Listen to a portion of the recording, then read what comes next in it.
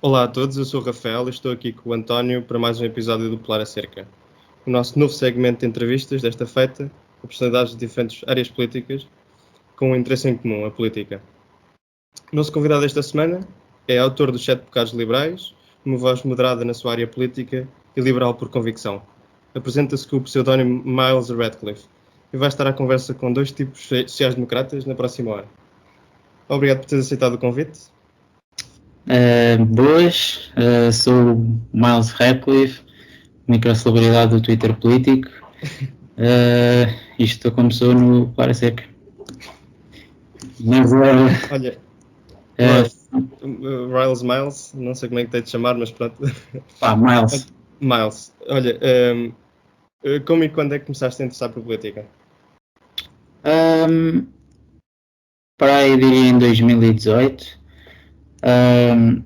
Eu já tinha alguma noção da política aqui na Tuga, mas em 2018 também foi quando comecei a tirar o curso.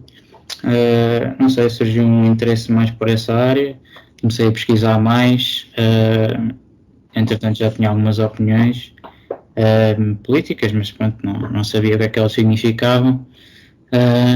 Fui ler teoria TM e pronto, informei-me e agora tenho a minha opinião geral sobre as coisas. Identificando-te como um social-liberal convicto, não é? Bem, eu não gosto muito de me categorizar com isso. Eu aceito o social-liberal porque acho que, sei lá, de todos os nomes que possam haver ou de ideologias, se calhar é o que está mais próximo, mas acho que estarmos todos assim em caixinhas ideológicas, acho que é um bocado... não está certo. Tipo, quando temos uma opinião divergente dessa caixinha, acusam-nos logo de não termos uma ideologia pura. Pá, e para mim acho que isso é tipo ok. Todos temos opiniões diferentes, temos opiniões que se calhar não se coadunam bem com o pensamento geral que temos no resto das coisas. E acima de tudo, muito pessoal no Twitter parece ter sempre a mesma ideologia, são sempre cópias uns dos outros, e especialmente os liberais e os comunistas, lá na rede do Pássaro. Mas às vezes parece um bocado ridículo, por isso é que eu não gosto assim tanto de me categorizar, mas aceito social-liberal sem problemas. Sim, percebo, não queres ser dogmático, mas também não seria errado chamar-te, pronto, um liberal de centro, como também gostam de dizer no Twitter. Diz isto. Tranquilíssimo. Pronto, e também uma primeira pergunta, Miles. Como o Rafael disse na introdução, escreveste o artigo dos 7 Pecados Liberais e queria-te perguntar se, com o mítico programa de 600 páginas e com a nova bancada da Iniciativa Liberal, ainda achas que é verdade que a Assembleia da República ainda não tomou posse, mas queria-te perguntar se ainda mantens algumas das críticas, ou todas, que escreveste nesse artigo. Bem, o artigo já foi escrito há algum tempo e não costumo relê-lo, mas penso que, se não todas, grande parte das críticas continuam lá, porque eu nesse artigo enumero nomeadamente 7, entre aspas, pecados da IEL, que simplesmente não desapareceram até à data de hoje. Continuam muito conservadores para o meu gosto, deixam temas de lado, tudo um pouco do que eu digo lá no artigo, e acho que podem ter agora mais alguma diversidade de opiniões, tendo em conta que têm mais deputados, e também houve coisas no programa, que eu não li todo, obviamente, que ninguém lê aquilo tudo, mas houve coisas lá no programa que me agradaram, nomeadamente a rede de transportes, e o facto de eles falarem também mais sobre o ambiente, que era algo que estava completamente omisso desde o início da IEL. Mas sim, algumas coisas melhoraram, mas depois outras continuam na mesma, e enfim, e adicionaram também se calhar um tempero de negacionismo de vez em quando. Mas pronto, também falando até dos deputados que foram eleitos, se é que não estou em erro, foram 8, e também perguntar-te também se achas que te revês melhor com algum dos deputados eleitos e em que sentido? Ok, eu não conheço todos os deputados, conheço mais pronto, o João Coutrinho, o Carlos Guimarães Pinto. Os outros só conheço mais do Twitter. Sem dúvida que não me identifico com o Bernardo Blanco, mas pronto, são opiniões, cada um com as suas. Não sei, talvez com o Carlos Guimarães Pinto, porque acho que é o que, sei lá, apesar de ele ter as suas certezas, demasiadas certezas, no meu ver, a nível económico, ele também é economista, é normal, mas acho que, não sei, tem mais facilidade em condenar, tipo, por exemplo, atitudes da extrema-direita, e isso para mim faz-me vê-lo um pouco mais centrista que os outros, e até quando foi presidente da IEL, penso que a IEL estava melhor do que está neste momento, e portanto se calhar o Carlos Guimarães Pinto, sim. E até que ponto é que achas que essa ala conservadora, digamos, que falavas há pouco, até no teu artigo, até que ponto é que achas que essa ala conservadora consegue, digamos, desviar a IEL de um partido realmente liberal, à semelhança dos outros partidos da Europa? É assim, quando a IEL apareceu, eles aclamavam a liberdade política, social e económica. A económica, sem dúvida, que está lá e é mais presente, mas o que eu vejo é que para um partido liberal, eles são demasiado conservadores, o que de facto é algo que eu tenho pena, porque quando a IEL apareceu, o Miguel Ferreira da Silva, que era na altura o presidente, que se calhar até era mais centrista e mais progressista nesse sentido. Aí ela aparece num contexto em que o PSD está como está, então aí ela também aparece um pouco por causa de falta de oposição do PSD e aparece sobretudo um partido jovem, com algumas ideias que ou não estavam em Portugal ainda ou já estavam, mas de outra forma, e se calhar dar um arranjo novo com um marketing diferente, etc. E começaram a atrair bastante público jovem, inclusive eu, que me identifico, sei lá, no centro-direita, na economia e nos costumes mais de esquerda. E então acho que essa ala conservadora prejudica bastante o partido, porque assim, acho que a IEL não pretende ser um CDS 2.0. E então acho que, por exemplo, ainda quando o CDS ainda estava lá no Parlamento, ainda não foi nova Assembleia, não é? Mas acho que era um bocado redundante se a IEL de repente começasse a ser conservadora e tudo isso, porque o próprio CDS na economia também acaba por ser liberal. Então havia pouca coisa que os diferenciava e eu abomino grande parte dos dirigentes do CDS e do que eles defendem e não queria que a IEL se tornasse numa coisa desse tipo. E achas que é só a ala conservadora que puxa a IEL para fora do centro também a economia, ou achas que há uma certa, libertário de direita, também, tentando não exagerar muito, ou uma certa força da ala económica mais à direita? Também diria que o Carlos Guimarães Pinto um bocado que se calhar não lidera a libertária, mas um bocado não tão à direita, mas também à direita. Achas que não há tipo um possível afasto do centro, também a nível económico, não só de costumes a longo prazo? Sim, sem dúvida, tipo, mesmo a IEL sendo liberal na economia, por vezes, até para mim, é bastante mais liberal do que eu gostava, mais para o lado libertário. Nós, se calhar vamos falar nisso mais à frente, mas no panorama europeu dos partidos liberais, dentro dos liberais, a IEL costuma estar mesmo à direita. Os liberais europeus acabam por ser entre centro-esquerda e centro-direita, e a IEL há quem ponha mesmo na direita, e até uns malucos do Twitter na extrema-direita. Portanto, sim, também de certa forma também é bastante mais à direita do que eu me situo, mesmo em níveis económicos. Mas o que eu queria mesmo, agora não só para a IEL, mas outro partido qualquer que apareça, era um partido capaz de se posicionar entre o PS e o PSD, que equilibrasse um pouco a balança e que com, sei lá, 20 deputados, já poderia ter grande poder de decisão e era sempre o partido que se calhar decidia aprovar ou chumbar algumas medidas na Assembleia, por exemplo. E ver a IEL com esses tiques conservadores e com taxas únicas de IRS, que é uma maluquice, nesse sentido, acaba sempre por ser um CDS 2.0 e isso entristece-me. No entanto, há que ser justo, ao menos de vez em quando apresentam umas propostas de despenalização das drogas leves e um projeto de eutanásia que já me agrada bastante, fico contente e acaba por desagradar aos conservadores do Twitter, que é algo que eu gosto bastante também. O meu passatempo favorito no Twitter é ver os conservadores todos traírem.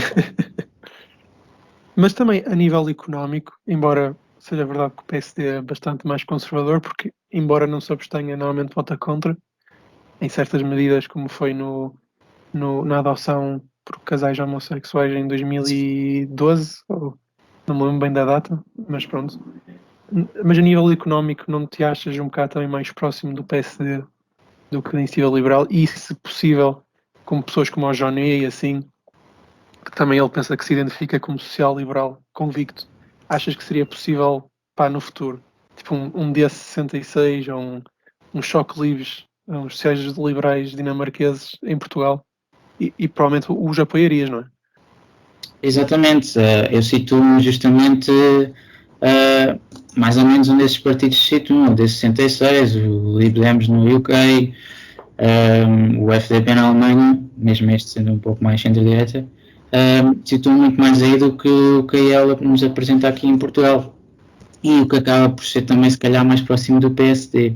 No entanto, para mim, o PSD, como já sendo um partido do sistema e eu também não gostando nada do Rio, que foi um desastre nestes 4 anos de oposição, se calhar acabei por ir mais para a IEL, e porque eu também dou bastante importância aos costumes, e o PSD para mim ainda tem muito conservadorismo lá dentro.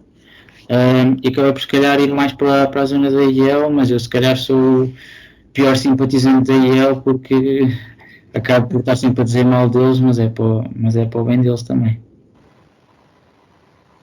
E o que é que achas do PSD agora, com uma pesada derrota? Achas que a IEL tem espaço para crescer ainda ou o que tem para crescer já cresceu? Gostava só de contextualizar um pouco, porque a IEL também apareceu um pouco da animação do PSD e das constantes estupidezes que o Rio produzia, não é? Desde a questão dos braços quinzenais e da eletricidade. Sim, claro. Todo o banho de ética, negar que em Portugal há racismo, depois diz centrista, diz que o PSD é um partido de centro, mas depois faz acordos com a extrema-direita, candidatas como a Susana Garcia, tudo isso acho que completamente horrível e até nem sei como é que há pessoas na minha área política que preferiram votar no PSD do que noutro partido dessa área, seja a IEL, volta até o PS, porque às tantas o PS ganha por maioria absoluta, porque também não há uma oposição que seja de facto válida, que as pessoas vejam, se eu votar aqui no PSD, sei que o governo vai melhorar as condições de vida das pessoas. Não, as pessoas acabam por votar mais no PS porque ninguém bem acredita no Rio. Era essa a minha sensação, porque o PSD tem um programa elaborado por pessoas decentes, como é o Miguel Poiás Maduro, por exemplo. Um programa elaborado por pessoas da sociedade civil e do PSD que têm respeito dos seus pares e com um líder carismático e que saiba defender aquelas ideias, o PSD ganhava as eleições na boa. O problema é que, chama-se Rio. E também, Miles, uma pergunta que eu acho que até nós os três concordamos, que está, não sei em que sentido está no programa da Iniciativa Liberal, mas penso que está pelo menos a nível de pensamento, que é reformas eleitorais. Gostaria de saber qual é a tua opinião, se preferes ciclos uninominais, ou se preferes até aumentar círculos em vez de diminuir, ou se só queres um círculo de compensação, aumentar deputados. Qual é a tua visão sobre isso? Eu acho que pelo menos um círculo de compensação tinha que ser obrigatório.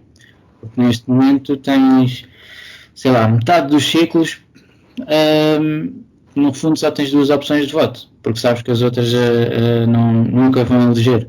E portanto tens votos deitados para o lixo de duas maneiras. As pessoas que votam no PSD ou que se reviram na IEL, mas votam no PSD porque sabem que a IEL nunca vai eleger. E outra que agora não me lembro, mas que sei que também existe. E então, a minha solução, não é só minha, é de várias, seria se calhar manter o método D'Hondt, porque acaba por ser usado em grande parte dos países, embora há países que não usem e que tenham métodos mais proporcionais, mas se calhar manter o método D'Hondt com um círculo de compensação, e talvez mexer nos círculos, mas para os reduzir, porque eu por acaso não vejo vantagens em aumentar círculos ou deixá-los estar como está. Tem que haver uma revisão, nem que seja só para definir melhor quantas pessoas, ou melhor, quantos deputados, quantos mandatos é que são eleitos por cada círculo. Porque teres, por exemplo, o Círculo da Europa, que tem imensas pessoas a votarem, eleger apenas 2 deputados, acaba por também ser um desses círculos em que mais vale votar PS ou PSD, porque senão o teu voto acaba por ser deitado para o lixo. Porque mesmo que votes na IEL, o teu voto vai para o lixo porque a IEL não vai eleger ninguém em princípio. E mesmo que votes depois no PSD, mesmo que os teus valores sejam da IEL, estás a votar em algo que não acreditas verdadeiramente. Então acabam por ser então, as tais duas formas do teu voto ir para o lixo. E nestas eleições foram pelo menos 700 mil votos para o lixo, o que a mim pessoalmente indigna-me bastante, porque é como se as pessoas não tivessem mesmo a votar no que querem. É uma forma de coação de voto, o que para mim não faz sentido num país democrático e acaba por sempre beneficiar os partidos do costume. E por isso é que eu também não estou muito esperançoso em reformas do sistema eleitoral que beneficiem os partidos novos e os partidos mais pequenos, porque essas reformas vão ter que ser sempre aprovadas pelos partidos grandes e, como sabemos, os debates quinzenais, por exemplo, não tiveram pena nenhuma em acabar com eles, porque sabem que os pequenos partidos eram os que mais beneficiavam destes debates por causa de toda a atenção mediática que esses debates traziam. E achas que os votos da imigração devem ter mais mandatos do que têm? Absolutamente. Apesar das pessoas não viverem em Portugal, acho que têm todo o direito de votar nas políticas do seu país, e o que não quer dizer que também depois não voltem a Portugal, não é? E dois círculos, 2 mandatos para um círculo, acho que só de si é pouco, assumindo que não existe círculo de compensação. Seja qual for o círculo, porque acaba por sempre acabamos sempre por votar no centrão para evitar que o voto vá para o lixo, portanto. E também voltando ao tema da reforma eleitoral, também dando a minha opinião, embora pronto, também já estava a contar que concordássemos pelo menos com a parte do círculo de compensação.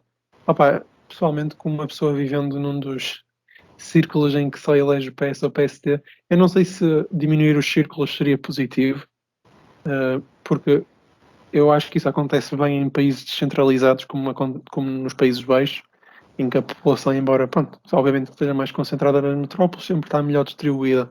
Cá em Portugal, a área metropolitana de Lisboa e do Porto, não quero exagerar em números, mas de certeza que é mais de 1/5 da população.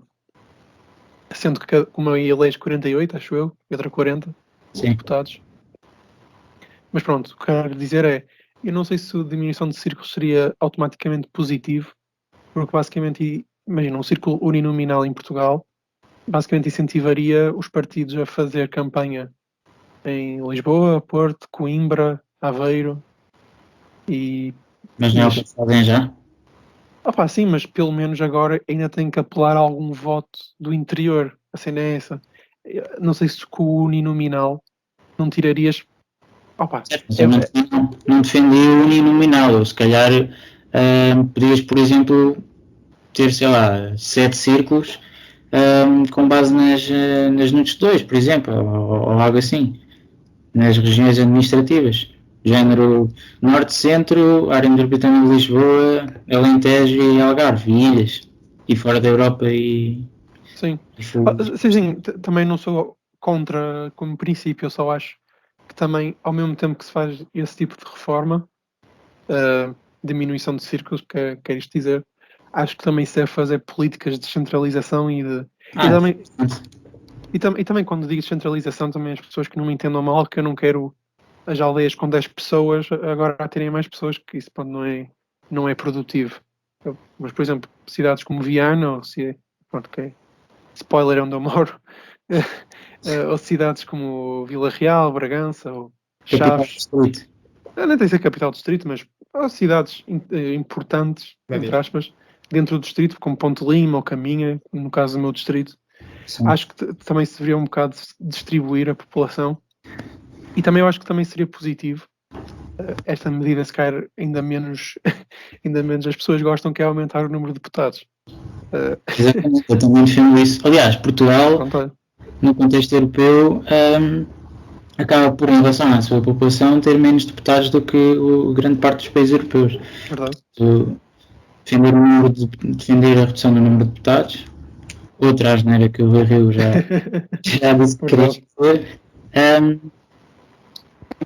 Para mim, acho que quanto mais representatividade tivermos, melhor.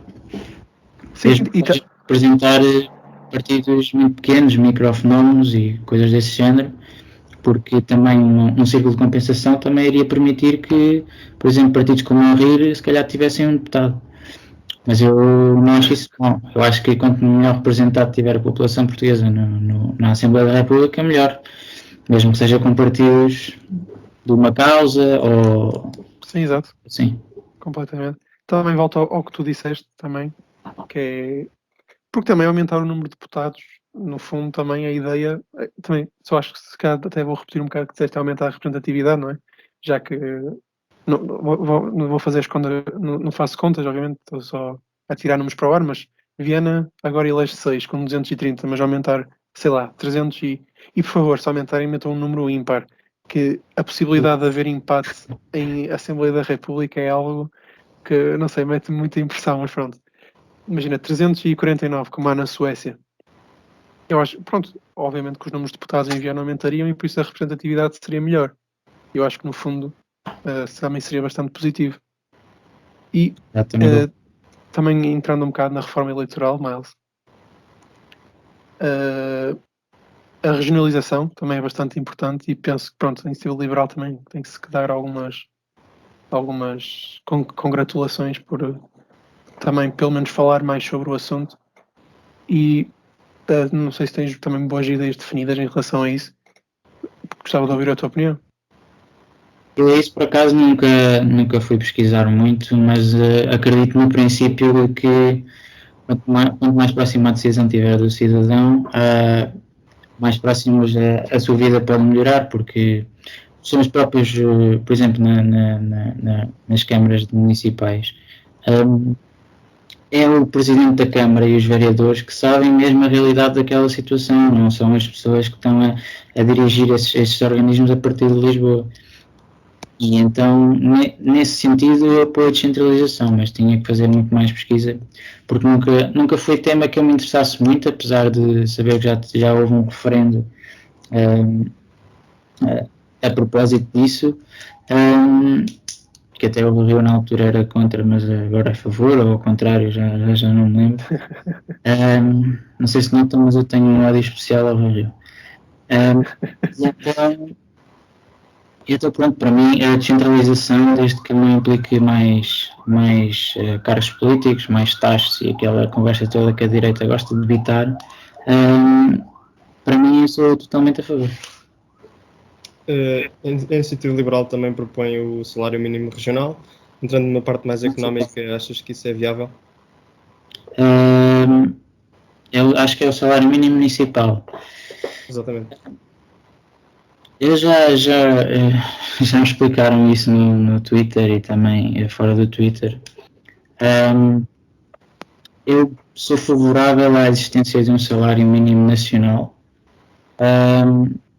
Agora, cada município poder definir o seu salário mínimo, não sei até que ponto é que isso resultaria, porque não sei se há grandes experiências disso, especialmente na Europa, mas teria ter que sempre a base no salário mínimo nacional, e este teria sempre que ser aumentado todos os anos, na minha opinião, sempre pelo menos à taxa de inflação. E por isso há muitas críticas que fazem essa proposta da IEL, e eu também não gosto de estar sempre aqui a defender a IEL, porque também não sou do partido, mas acho que quando essa proposta, se esta proposta vier a existir, temo que haja muitas críticas da parte da esquerda, no sentido de que se cada município pode definir o seu salário mínimo, se não vai haver uma corrida race to the bottom para definir o salário mínimo, ser cada vez mais baixo, para a competitividade ser mesmo fixe, e então as empresas poderem pagar menos, e então termos uma região ali de Portugal só de salários baixos, baseada em salários baixos e precários. E acho que isso é uma crítica válida, mas só mesmo se a medida fosse implementada é que conseguiria ver se isso de facto ia acontecer ou não, mesmo que tendo por base o salário mínimo nacional, de género, o município não poder baixar mais do que o salário mínimo. Acho que pode também ter vantagens, lá está, ao nível da competitividade, mas se isso acabar por ser uma race to the bottom, acho que não vale a pena. E qual é que achas que é, digamos, o modelo económico ideal para o aumento generalizado dos salários? Não só o salário mínimo, mas o salário médio, o salário generalizado das pessoas. É assim, eu não vou muito na conversa de que o pessoal emigra porque os impostos são altos. Eu acho que as pessoas emigram porque não encontram oportunidades. Eu acho que, acima de tudo, o que o Estado deve fazer é tentar igualar as oportunidades das pessoas, que sejam iguais e que elas de facto existam. Porque acho que muitos dos imigrantes saem de Portugal por variedíssimas razões, mas a maior parte é porque não têm oportunidades. E então acho que, sei lá, o salário médio, por exemplo, sabemos que o PS desde 2015 tem aumentado o salário mínimo. O salário médio tem aumentado pouco, se é que tem aumentado, o que faz com que a direita, nomeadamente a IEL, esteja sempre a dizer que o país está estagnado há 20 anos, e na realidade, se formos olhar simplesmente e unicamente para o crescimento do PIB, é verdade que está. No entanto, claro que há outros indicadores tão importantes como o PIB, mas acho que é, acima de tudo, dando qualidade de vida às pessoas e presumindo que elas, com o aumento do salário médio, seja com descidas de impostos, seja com distribuição de subsídios, mas no meu caso um pouco mais com descida de impostos, porque acho que também a carga fiscal está um pouco alta, não tão alta quanto me querem fazer crer, mas em determinados setores, nomeadamente agora dos combustíveis, acho que era benéfico uma redução da carga fiscal, de forma também a promover um investimento, e acima de tudo fazer com que nasçam novas empresas e as empresas tenham métodos de gestão bastante melhores, que no fundo é o que faz o país crescer em termos de PIB per capita, que são as empresas. Quanto mais elas produzirem, mais também o Estado vai recolher em receitas de impostos, pode também utilizar para melhorar os serviços públicos, e os serviços públicos, estando melhores, também aumentam a qualidade de vida das pessoas e das empresas, portanto acaba por ser um efeito multiplicador do aumento do salário médio. E acho que é isso. E qual é o papel do Estado nesse modelo económico? Achas que o Estado deve financiar esse tipo de projetos? Como estavas a dizer, das empresas, na redução, não só na redução dos impostos, mas também de construir infraestruturas para proporcionar um aumento do PIB? Ou achas que o Estado deve redimir-se à redução dos impostos e ver a economia crescer? Não, o Estado sem dúvida que não pode simplesmente baixar os seus impostos e esperar pelo melhor.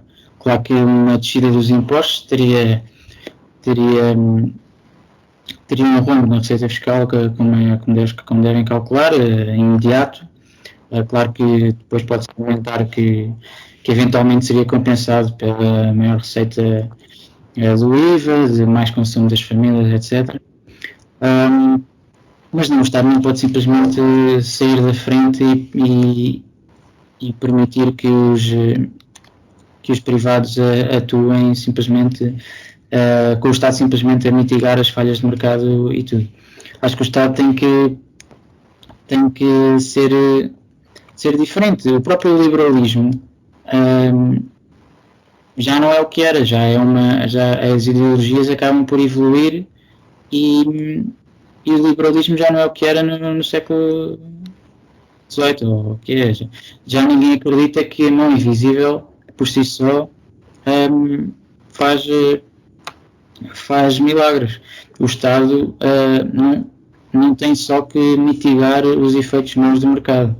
O Estado tem um papel essencial na coordenação de políticas nos mais setores, agir proativamente na política industrial, utilizando o seu efeito de arrasto para toda a economia. Acho que um ambiente de competição entre entidades públicas e privadas vai sempre ser o ideal, não só privados, não só o Estado a regular, mas também o Estado a ter empresas públicas que compitam com as empresas privadas. Eu relembro que, e vocês sabem também, que Portugal é dos países com menos empresas públicas em Portugal, na Europa. E o liberalismo não deve ter preconceito com essas empresas por apenas serem públicas. É essencial que o Estado haja também como coordenador para mitigar o risco e a incerteza que muitas dessas empresas e famílias possam ter. Acho que tem que falar para as pessoas de hoje e não para as pessoas do século XVIII, que foi quando o liberalismo, ou século XVII, quando o liberalismo começou a aparecer. É isso. Bem, não podia concordar mais. Exato. E também voltando um bocado ao início, eu acho que, principalmente do IVA, é o início destes tópicos, falando do IVA, eu acho que até todos nós três concordamos que o IVA, no fundo, é um imposto injusto, porque não mede a riqueza de ninguém, é simplesmente flat tax, por assim dizer. No sentido que a percentagem cobrada é igual para toda a gente, ou seja, o preço no final também é. E acho que é generalizada a ideia de que, pelo menos falando por mim e pelo Rafa, espero eu, que o IVA também deveria ser diminuído, ainda por cima agora com as gasolineiras, nem que seja de uma forma temporária, porque no fundo o que isto afeta são as pessoas com menos rendimentos, que é, falando por mim, é o que a esquerda também se deveria um bocado focar mais em defender.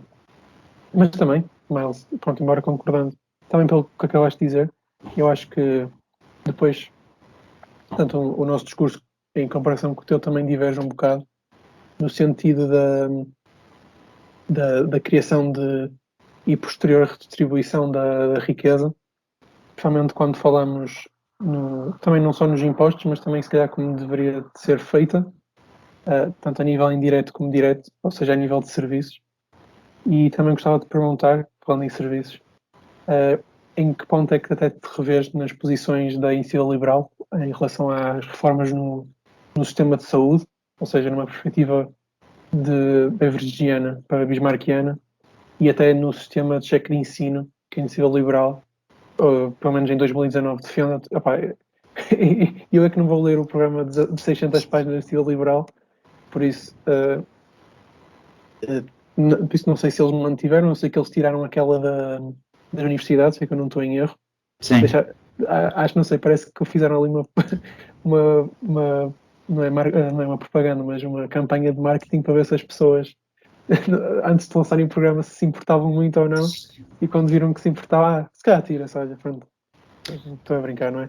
Mas pronto, gostava também de saber a tua opinião em relação a isso.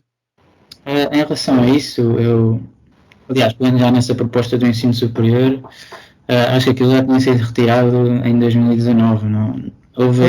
Pronto, então estava enganado até aí. Mas houve uma polémica qualquer que eu também não acompanhei bem, mas eu depois fui ler a proposta e de facto aquilo acho que já existe no Reino Unido e acho que aí ela acabou por tirar porque aquilo precisa que os salários médios sejam mais altos do que o que estão, supostamente foi o que eles disseram.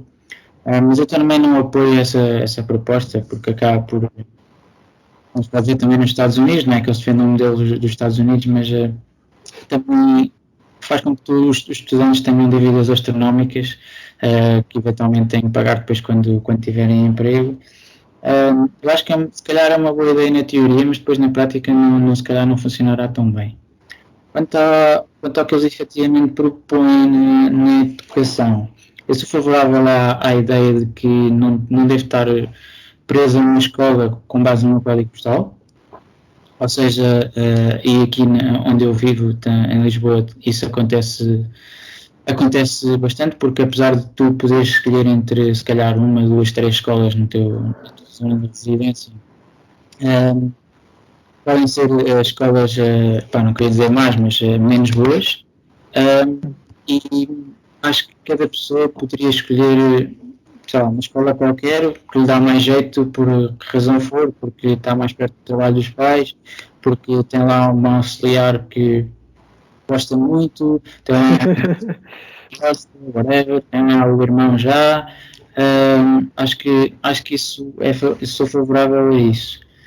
Quanto à saúde, em relação ao beveragiano e ao bismarckiano, olhando para os países que adotaram um e outro, eu não vejo assim grandes diferenças do género. Não são os países mais ricos que adotam este, porque no Reino Unido também tem o NHS, que é tipo, que é como nós.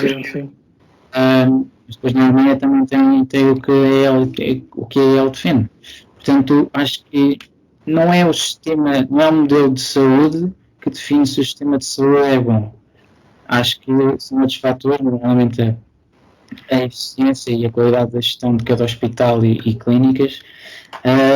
No entanto, sou favorável à ideia da ADSE para todos, em que, mais por uma questão de justiça do que propriamente perceber se funciona, porque já sabemos que, pelo menos há cerca de 1 ano, 2, penso que houve uma notícia que a ADSE estava quase falida, precisava de novos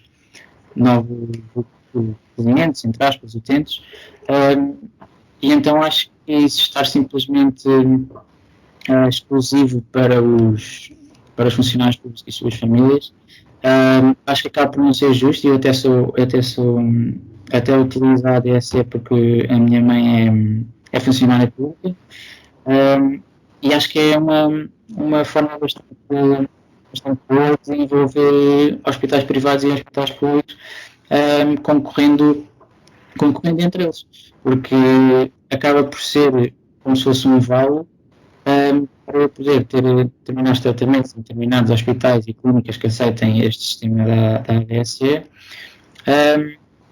e assim acaba por ser mais democrático no sentido que é em percentagem do rendimento, se não me engano são 3,5% do rendimento por mês, que vai para, é o pagamento para estes serviços de saúde. Portanto, acho que isso poderia muito bem ser alargado para toda a população portuguesa. E ainda falando nos custos que a ADSE iria, com a universalização, iria provocar, achas que, à semelhança do que acontece na Holanda e na Alemanha, achas que esse custo ia ser superior e até talvez difícil de comportar para o Tesouro Público Português? Lá está, isso é o que me põe um pouco de pé atrás quando digo que a ADSE devia ser para todos. Quando digo que ela devia ser para todos, se calhar não é por achar tanto que iria resultar e queria melhorar as finanças, entre aspas, da ADSE, era mais por uma questão de justiça todos poderem ter acesso a um sistema de saúde estatal. Acho que possivelmente com o alargamento a todos, se calhar por esse alargamento pode ser feito possivelmente a pessoas se calhar mais novas ou não. O que iria determinar se a ADSE conseguiria ter umas finanças limpas ou não, porque se entrassem muitas pessoas mais velhas com mais problemas de saúde na ADSE, possivelmente iria-lhes compensar bastante, porque têm que ir a muitas consultas, se calhar fazer algumas cirurgias, e aqueles 3,5% do seu ordenado iria-lhes compensar bastante. Agora, se forem pessoas novas a entrar na ADSE que pagam 3,5% e que se calhar até neste momento ganham mais que reformados, por exemplo, se calhar para a própria ADSE seria melhor, do género, recebem mais e não gastam tanto a pagar às entidades privadas pelo seguro. Por isso, não sei que impacto é que teria o alargamento, porque por causa dessa situação das idades, porque normalmente uma pessoa com mais idade irá necessariamente utilizar mais cuidados de saúde. A ADSE também tem uma obrigatoriedade no pagamento. Achas que se deveria retirar essa obrigatoriedade para haver uma igualdade, uma escolha real do consumidor, ou achas que se deve manter um sistema fixo? Mas como assim a obrigatoriedade? Todos os utentes da ADSE são obrigados a descontar um certo valor para que o sistema funcione. Mesmo que não utilizem, mesmo que não, sim. que não utilizem. Achas isso justo? Achas que deve haver mais escolha da parte do consumidor? Eu acho justo na medida em que, e isto é só há pouco tempo, eu lembro que há uns anos quem saísse da ADSE depois não podia voltar a entrar. E acho que neste momento, se não me engano, isso já é permitido. Portanto, no fundo, uma pessoa que adesse à ADSE depois teria ali um espaço de tempo para perceber se aquilo de facto lhe compensa, e sim, deveria pagar enquanto está a utilizar, mas acho que lá está a liberdade. Eu acho que a pessoa, se vê que não lhe compensa e se prefere outro seguro ou se prefere não ter nenhum, acho que poderia ter a liberdade de se entrar e sair da ADSE como quisesse, porque não estamos a falar de um seguro privado, não estamos a falar das finanças de uma empresa de saúde, estamos a falar do Estado, e acho que o Estado deve justamente zelar pelo bem-estar dos seus cidadãos, e neste caso é deixar entrar e sair as pessoas da ADSE com base elas queiram ou não. Mas não achas que no fundo redirecionar a atenção toda para uma ADSE universal pode não acabar por ser, pronto, a atitude incorreta, pronto, na minha opinião, obviamente, porque não achas que seria mais positivo defender, pronto, na ciência liberal, não sei, mas falando por ti, Miles, estar centrado num serviço público que também por si é universal, de melhor qualidade e mais abrangente no sentido de conseguir atender mais pessoas, pronto, falando das filas de espera do atual, do que falar de uma ADSE universal. Não, mas ninguém descarta que tem que haver um maior investimento no SNS, agora nomeadamente até por causa da pandemia. Acho que são coisas que podemos fazer ao mesmo tempo. Não descarto isso. Sim, desculpa, pronto. No fundo o que eu quero dizer é que se calhar, pronto, na minha opinião, pronto, como já disse, na minha opinião, os seguros em si, eu acho que não deveria, pelo menos não deveria de existir um público, porque vai logo contra a igualdade de acesso aos serviços. E depois, também pessoalmente, acho que a nível até das finanças públicas do Estado, como o Rafael falou, se calhar até seria mais positivo a nível da balança do ganho nos impostos e depois no prejuízo dos serviços, focar o dinheiro público numa manutenção e melhor construção, tanto de infraestruturas como descongelamento de carreiras dos profissionais de saúde. E depois, pronto, se uma pessoa quiser e achar que precisa de um serviço privado, posso dizer assim, não é? ou seguro, serviço, não é sequer seguro privado, para depois, pronto, para hospitais privados, obviamente, porque em teoria não havendo ADC, precisam de seguro, não é? Acho que seria mais positivo também, da minha perspectiva, falando da desmercantilização da pessoa. Pronto, obviamente, se calhar não partilhas a opinião, porque não partilhas o conceito, não é? São ideologias diferentes. Sim, não partilho se calhar da tua opinião, porque eu não vejo as coisas dessa maneira, ou seja, quando Claro. temos, eu acho que uma pessoa que tenha rendimentos claramente irá ao SNS. E mesmo porque pronto, para pagar serviços se calhar de melhor qualidade, com um médico que já conhece, etc. Mas uma pessoa com menos rendimentos vai ser sempre obrigada a ir ao SNS porque é tendencialmente gratuito e bem. O problema está quando o SNS não dá resposta e a pessoa vê-se obrigada a ter que pagar para ir a um privado.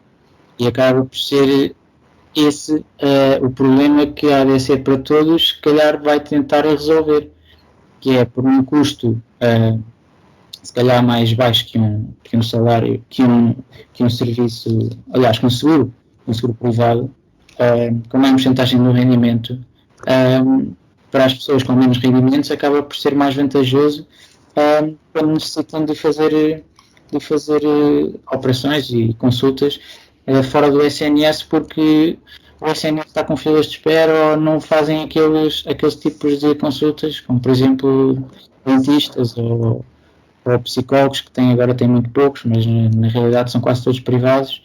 Portanto, este tipo de serviço as pessoas têm que sempre recorrer ao privado, e acho que nesses casos especialmente é que a ADSE faria sentido haver um argumento para todos, para uma pessoa com menos rendimentos não ter que pagar um seguro de saúde ou ter que pagar uma consulta por si só, que um psicólogo se calhar chegam aos 80 euros, por exemplo, por uma hora de consulta. Portanto, nesse sentido eu acho que valeria a pena, mais lá está, numa questão de justiça do que propriamente numa questão de se resulta ou não o orientado é assim.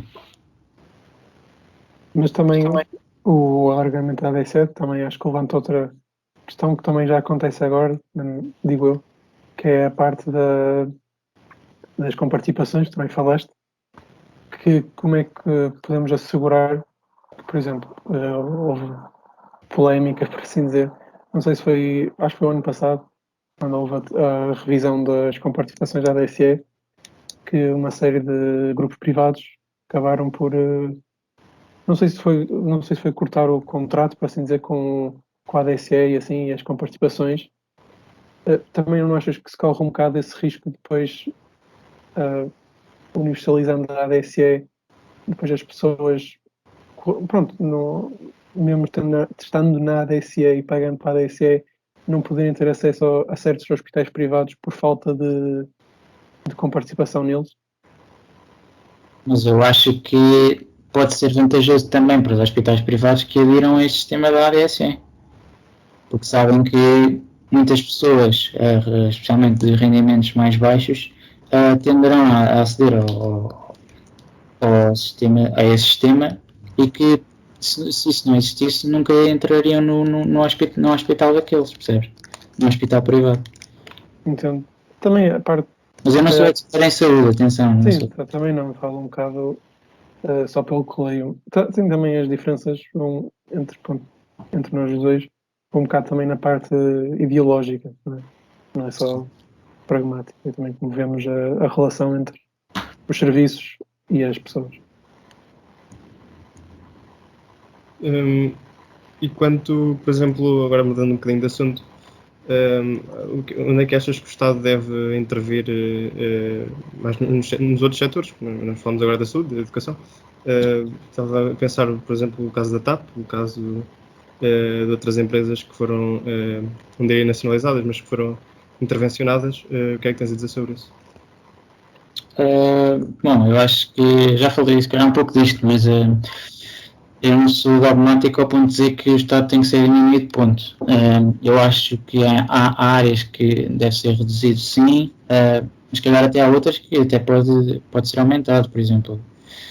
pode ser diminuído se calhar na área fiscal, burocrática, restrição de algumas liberdades, através da eutanásia e tal, mas há outros setores que eu não tinha problema nenhum que eu aumentasse, nomeadamente, se calhar no fortalecimento daquela safety net que algumas pessoas falam para quando uma pessoa se encontra desempregada ou noutras situações desse tipo, mais programas de ajuda para sem-abrigos como existe nos países nórdicos, atribuição se calhar de subsídios enquanto uma pessoa precisar em determinadas condições, não tenho problemas com isso.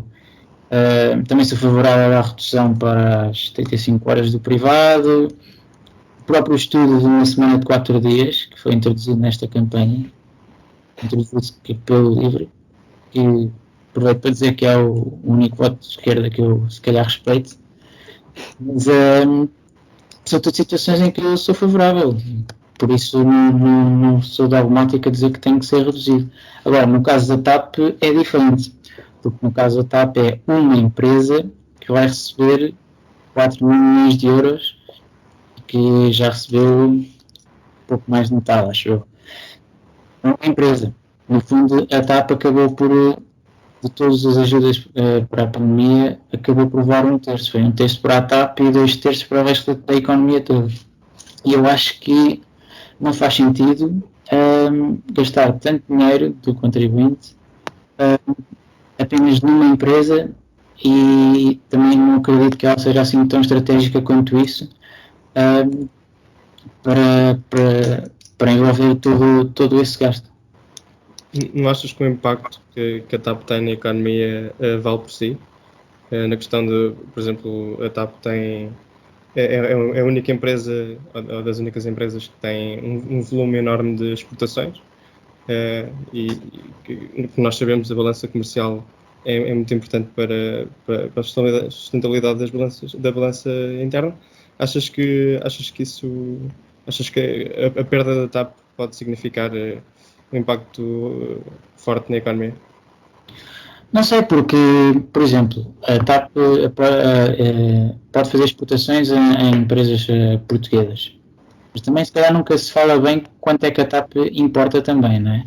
Mas nada me diz que se surgisse outra empresa ou se outras empresas ocupassem os slots da TAP, se essas empresas também não iriam fazer as mesmas exportações, ou mais ou menos, que a TAP faz. E por isso é que eu não considero que seja estratégica, porque no meu caso, eu não faço questão de viajar na TAP, mas claro que não estamos só a falar do Miles, mas não acredito que ela seja estratégica para os portugueses, porque acho que qualquer outra empresa pode fazer o que a TAP faz neste momento. No fundo, é esse o argumento. Mas eu acho que se foca se calhar demasiado na parte de serviço aos passageiros e ignora-se um bocado o que o Rafael falou da parte da balança comercial. Eu também, pronto, eu sou um bocado dividido, porque eu até concordo em alguns pontos de contra, como calhar foi uma quantidade exorbitante de dinheiro, e não sou a favor da manter pública.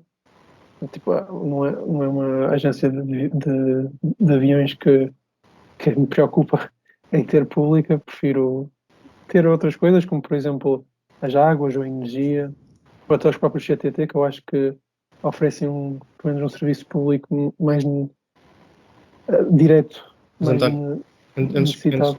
antes de continuar, só um reparo é que, em princípio, pelo menos é esta a ideia que dá, o Estado não quer manter a TAP pública. O Estado interviu na TAP para depois, eventualmente, a vender. Não é propriamente, não vai ser pública. Sim, mas já foi.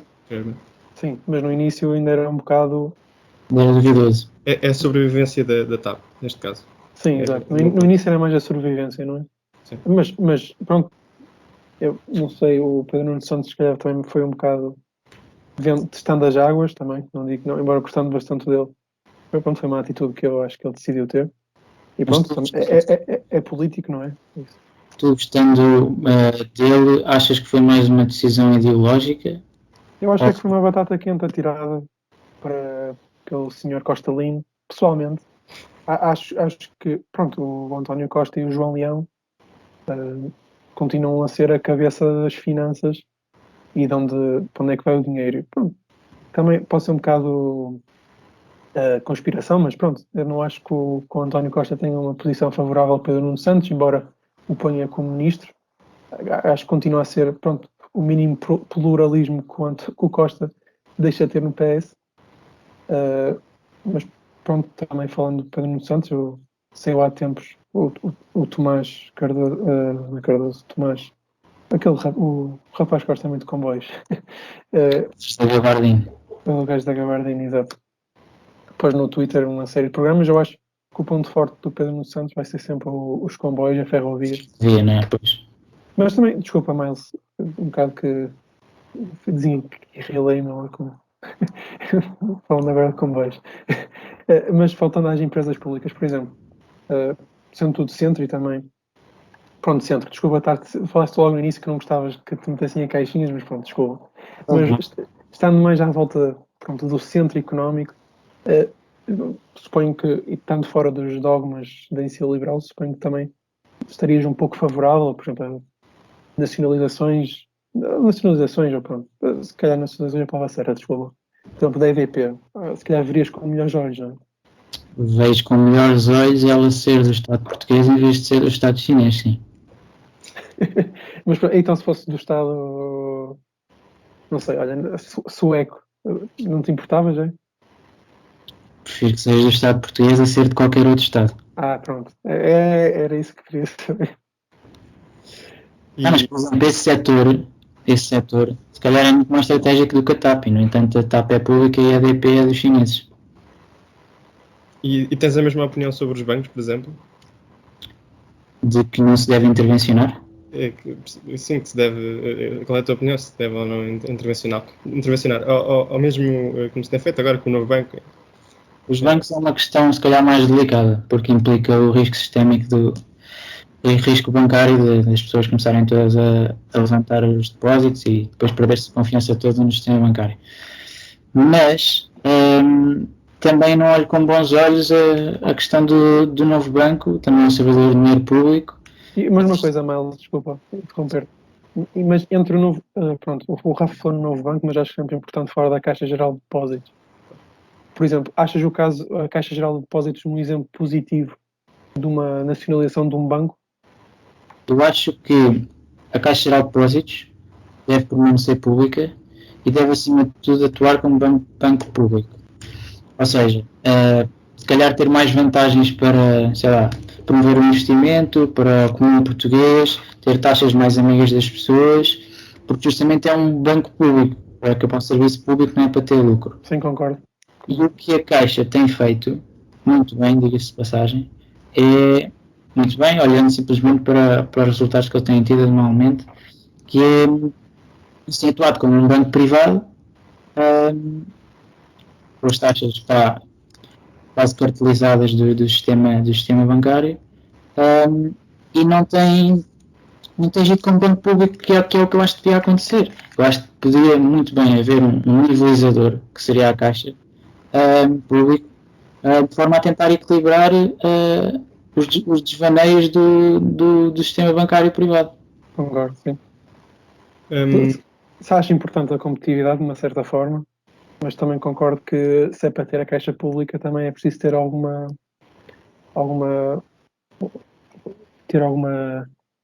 friendly view de como é que o sistema bancário no geral deveria de funcionar, já que senão para isso a Caixa não seria pública, não é? Ou não teríamos banco público. Pois, exato, é que nós neste momento não temos nenhuma vantagem dela ser pública. Para mim é como se fosse um banco privado que está a ter lucro. Bem, eu ia te perguntar, vejo que tens alguma simpatia pelo Estado, embora sejas um liberal. Se tivesses que escolher, achas que eras mais, digamos, individualista ou mais, não diria coletivista, mas talvez coletivista, sim? Não sei, acho que nunca pensei muito nisso. Se calhar sou um bocadinho mais individualista, mas estou no centrismo iluminado. Estás no centro em tudo, então, não é? Mais ou menos. Há coisas que são mais radical. Sim, claro. Mas, Miles, pronto, para finalizarmos este Polar Acerca, gostava de fazer uma pergunta também um bocado generalista, que é, dividindo em duas partes. A primeira é se tinhas algum livro que estivesses a ler ou que já tivesses lido que recomendasses. E a segunda seria qual é a tua figura política, ou seja, um agente político ou ideológica que mais te revês? Bom, para responder à primeira pergunta, que é basicamente uma recomendação de literatura, recomendo a ler o Economia e Missão da Mariana Mazzucato, porque preciso de ler teoria. Estou a gostar de alguns pontos que ela faz, obviamente não concordo com todos, mas recomendo bastante a leitura. É um livro muito fácil de ler, não é muito grande, portanto recomendo a leitura. Recomendo também a leitura do meu artigo, se quiserem, já que falámos aqui.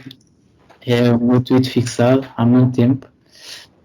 Quanto a pessoas políticas ideológicas que mais me identifico, eu não gosto muito de me identificar assim com pessoas, se calhar mais com ideias ou mais com partidos, mas se calhar aqui de Portugal identificava-me mais com o Adolfo Mesquita Nunes ou o Poiás Maduro, até mesmo o Francisco Assis, mesmo sendo do PS. Acho que é alguém que pronto, apesar das diferenças, consegues ter um diálogo e falar ideologicamente e perceber determinada situação é boa para o país, mesmo sendo de direita ou de esquerda, é relevante. Mas depois sim, mas em termos de partidos eu gosto bastante desse 66 da Holanda, ou do Reform da Estónia, que é o País Liberal, que um dos partidos liberais é pró-russo e há um partido de extrema-direita em segundo lugar. Se calhar não assim tão paraíso quanto isso. Mas sim, no fundo acaba por ser isso. Sim. Antes de finalizarmos, gostava também de deixar uma recomendação literária, não estava previsto, mas lembrei-me agora. A mais breve história da Rússia do José Milhaz, acho que é um livro que saiu há pouco tempo e que tenho estado a ler. Tenho estado a gostar muito, por isso deixo uma recomendação. Pronto, Miles, obrigado por ter aceito o convite e por teres vindo ao Polar Acerca.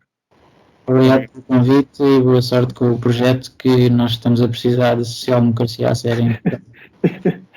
Obrigado a todos por terem ouvido. Boa tarde.